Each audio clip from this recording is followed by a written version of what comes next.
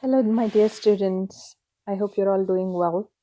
We are going to learn finding inverses of any function, and we'll start with a simple linear function, and we'll go on to quadratics and other functions. So, if you can remember, uh, the concept about inverse functions are those that are reflections of graphs over the line y equals x. So if you see, this is y axis, x axis, and this is y equals x line. So if you see an image like this, its inverse would be a reflection. My graph is not really perfect, but this is a reverse or inverse of the original graph over this line y equals x. Okay, so having that in mind, we'll try to find inverse of a certain function. We can use in this process, in this video, you will learn all three methods of finding inverses. We'll use the tabular form, we'll use the graphical form, and we'll also find the inverses algebraically. Okay, so all these will be done now. We'll start with the table method. So here you have f of x equals 2x minus 1 and g of x equals x plus 1 over 2. So what we'll do is we'll plug in each x value into this function here in this x and write the y values. Okay, so you can pause the video, you can do it yourself, or you can wait for me to do it and make good notes of it. So I'm going to substitute negative 3 here first because that's the first x value. So negative 3 plus 1 over 2. So in the numerator, you'll have negative 2 divided by 2, which is a negative 1, right? So in that process, we're going to find all the other values. I'm going to do this orally for the others. Negative 1 plus 1 is 0. Divided by 2 is 0. 1 plus 1 is a 2, 2 divided by 2 is a 1. And if you plug in 3, 3 plus 1 is 4, 4 divided by 2 is 2. Excuse me. Now, we could draw g of x, this table, onto this graph. Negative 3, negative 1, negative 1, 0, 1 and 1, 3 and 2. So this is how it's going to be. Let's label this g of x. And now we are going to find the inverse. So when you find the inverse, it also means that you're actually saying y equals x over this line. So if for now, we'll just find f of x, okay? So we are going to substitute in 2x minus 1 this time. So f of negative 1 would be 2 times negative 1 minus 1, just negative 2 minus 1, just negative 3, right? So like that, I'm going to find all the values for f of x. So, so negative 1, 1, and 3. If you actually see, these values are switched values of this table. Okay, just an observation. It's an important observation.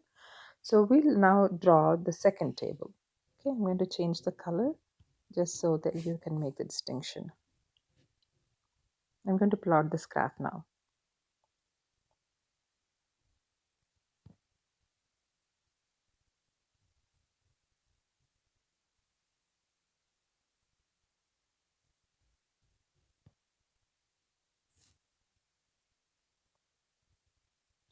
Okay, so this is how the line goes. I'm just extending it on both ways. So f of x. We'll also draw this line.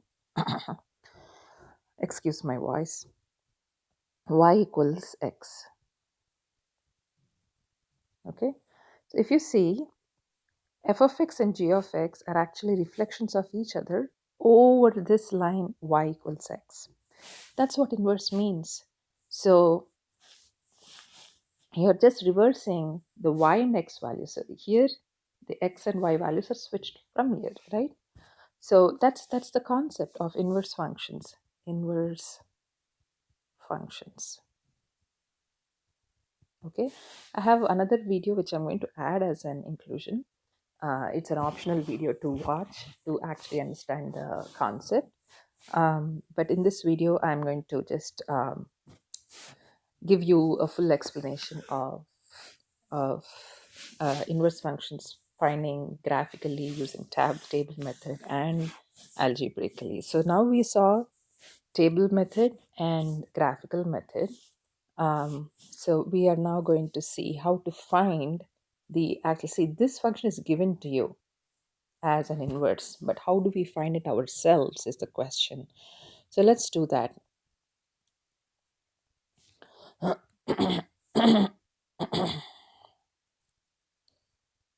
Okay, I'm going to zoom this. So here we have, this is the algebraic method. The first step is to change f of x to y. Okay, change f of x to y. I'm going to make a thicker color so you can see. So this is teacher example 1. F of x equals negative 2x plus 5. This particular foldable is already online, by the way, for you to print it out and do your work. So f of x equals negative 2x plus 5. So the first step is to replace f of x with y, right? The second step is to switch x and y. So x equals negative 2y plus 5. All right. So that step is also done. Now we have to solve for y. The y is here.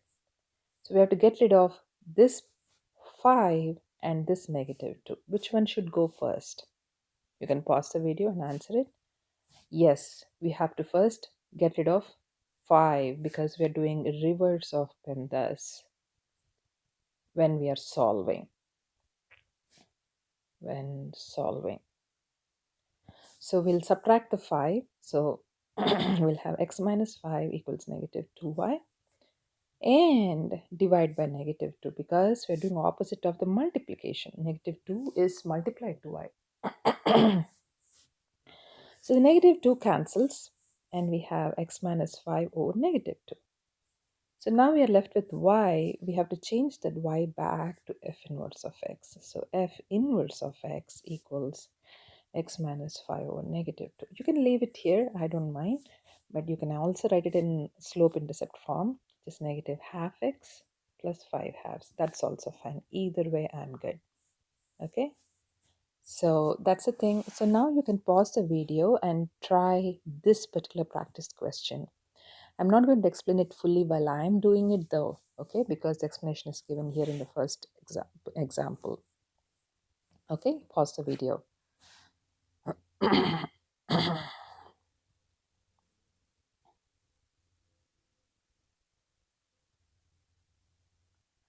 Switch x and y and solve for y.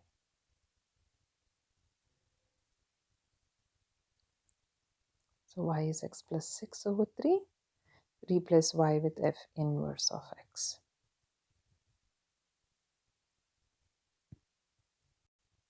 Or you can write it as 1/3 x plus 2.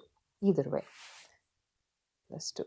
Okay, so now we will try the second example, the teacher example number 2. In this, you will see a quadratic function. It's okay, still the same process. First, replace f of x with y. Okay, switch x and y. And solve for y. So first get rid of 4, addition subtractions first, and then divide by 2. So x minus 4 divided by 2 equals y minus 5 squared. So to get rid of the square, we apply square root on both sides. So the square root and the square is gone. So you'll have square root of x minus 4 divided by 2 equals y minus 5. And add the 5. So you'll get y equals, which is also f inverse of x equals square root of x minus 4 divided by 2 plus 5. Remember, the plus 5 is not part of the square root. Okay, now you can do the second example. Pause the video and check your answer.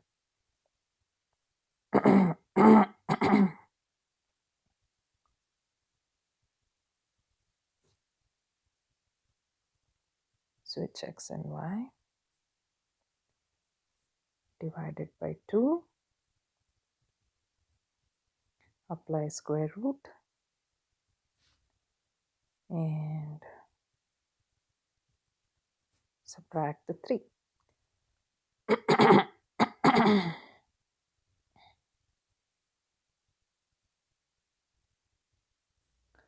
So f inverse, so this is g inverse, equals square root of x over 2 minus 3. Okay, so that's the deal. And let's do the teacher example number 3, which is a cube root function.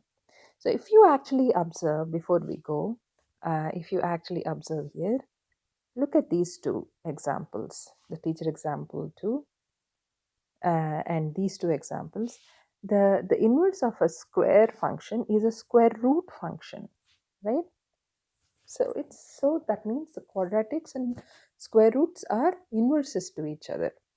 All right. Likewise, if you see a cube root, which is the case here, its inverse would be, that's right, a cubic function. Okay. So we are going to do this question now. Same process. There's nothing changing. We just have to see cube roots and cubes and square roots and squares and so on and so forth. The process is still the same. Switch x and y. Oh, sorry, this is y, not x. Y minus y minus 2. And solve for y. So add the 2, divide by 4.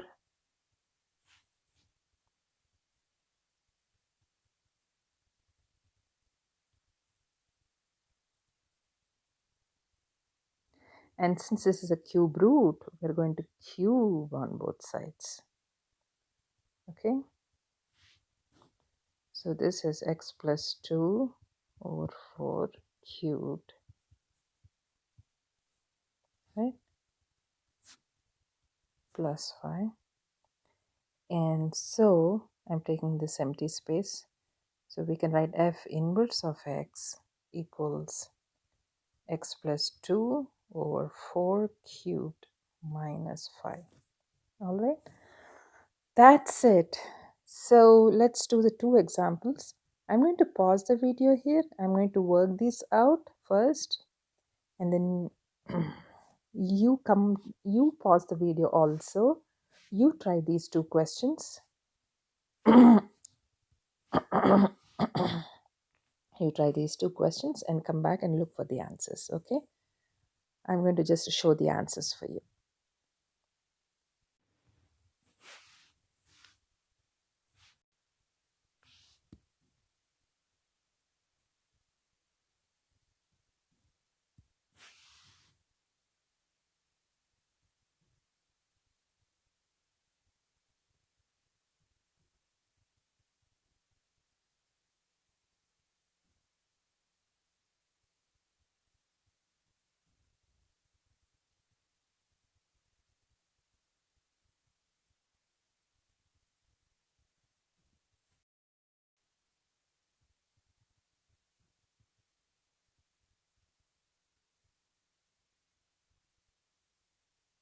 Since there's a cubic, you have to cube root it on both sides.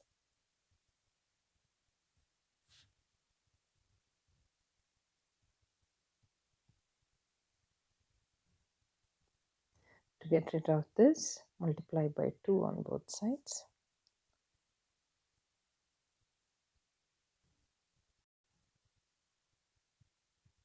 And then subtract the 9.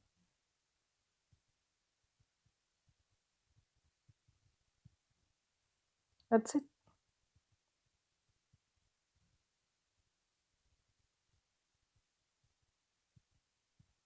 That's the final answer. Okay. All right. So this is the last one. I hope you have understood this concept, and there is another practice sheet for y'all. I'll see you next time with another video. Thank you.